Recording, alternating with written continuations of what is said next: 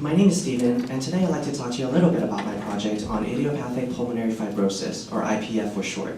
So what exactly is IPF? Well, basically, pulmonary fibrosis is just a really fancy way of saying scarring in the lungs, and idiopathic simply means we don't know how and we don't know why.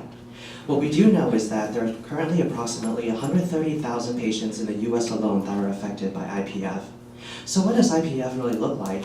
Well, if you can imagine a bag of rubber balloons that's been sitting out in the open for a really long time.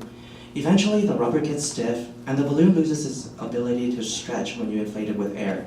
We call this property its elasticity, and basically, that's what happens to the lungs during IPF. Healthy tissue gets replaced with scar tissue, and the lungs loses its elasticity. Unfortunately, IPF is both progressive and irreversible. The average life expectancy is only 3 to 5 years after diagnosis.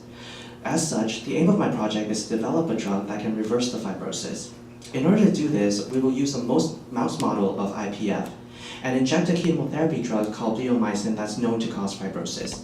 We inject this drug directly into the lungs on day 0.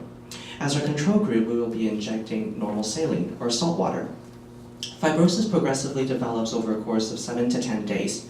After this time period, we're able to use our drug and see if it has any effect on the amount of scarring. We inject the drug every 3 days until day 18, and at day 21, we attach the mouse to a machine and measure how well their lung functions. This is called a pulmonary function test. After this, we euthanize the mice and collect the lung tissues.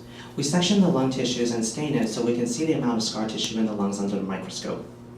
As you can imagine, the lung function for a mouse that received bleomycin was lower than our saline control.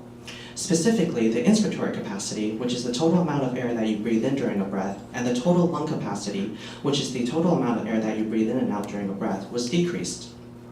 We also looked at the sections under the microscope, and also as like we expected, there was more scar tissue in our bleomycin model compared to saline. So if you look in the top left corner, that's a representative picture of a saline mouse. You can see preservation of the lung architecture, and specifically the alveolar units, which are the circular air sacs that are responsible for gas exchange. The next slide shows progressive amounts of fibrosis, which is the dark purple area. You can see loss of the lung architecture and destruction of the alveolar units. So you can imagine how hard it is to breathe with a lung looking like that. So in conclusion, we were able to successfully develop an IPF mouse model, and we will be using this mouse model to test our drug in hopes of being able to reverse fibrosis and cure IPF. Thank you.